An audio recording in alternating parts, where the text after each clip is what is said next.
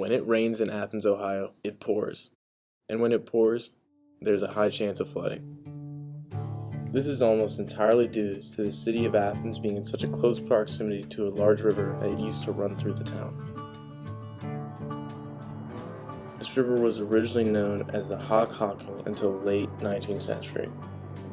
Its name originally derives from a Native American name, roughly Hockhockin, which meant bottle-shaped or gourd-shaped, due to the river being shaped as a bottle. This river has a long history of flooding, so much so that on March 14, 1907, a flood killed 7 people, and about 20 houses were swept away.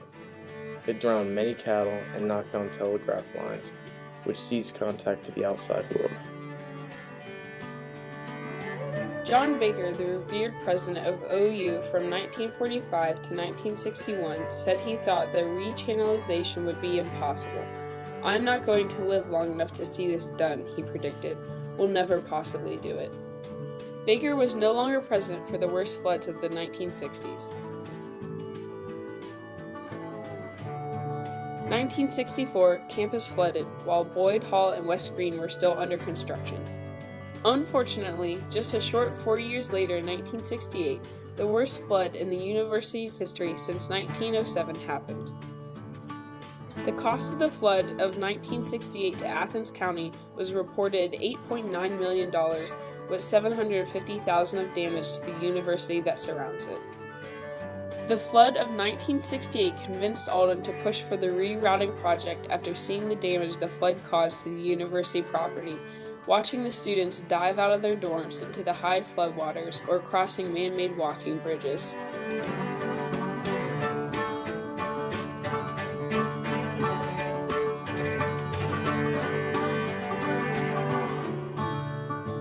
In 1969, the river was rerouted by the Army Corps of Engineers.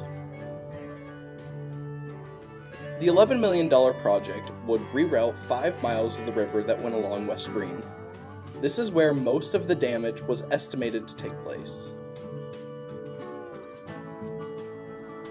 The Mill Street Bridge was demolished and the Stimson Avenue Bridge was constructed.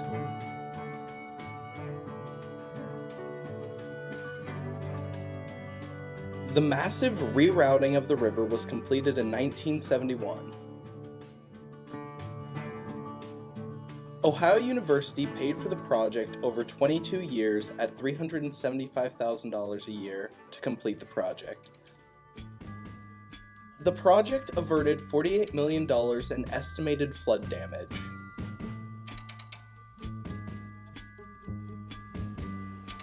Although the river rerouting project was successful, even today the threat of flooding is still present.